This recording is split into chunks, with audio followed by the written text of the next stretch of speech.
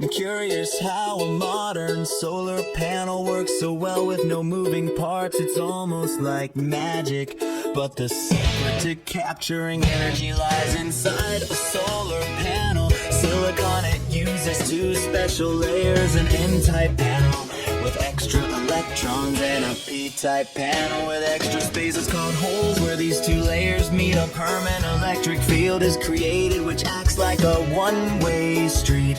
When a particle of light from the sun, a photon, strikes the silicon and knocks an electron loose from its bond, that one-way electric field then forces the free electron to travel in a specific direction toward the inside. These moving electrons are collected by thin metal fingers on top of the cell, sent through a circuit to power something like a light bulb, and then return to the back of the panel. And since nothing gets used up, a solar panel can last for decades. So what's stopping us from powering everything this way? The main challenges are that solar energy is inconsistent, and most commercial panels are only 15-20%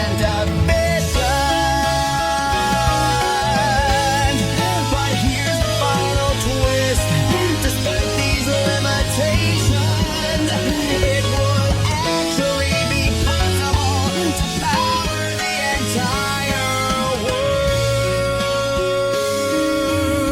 world with today's solar technology.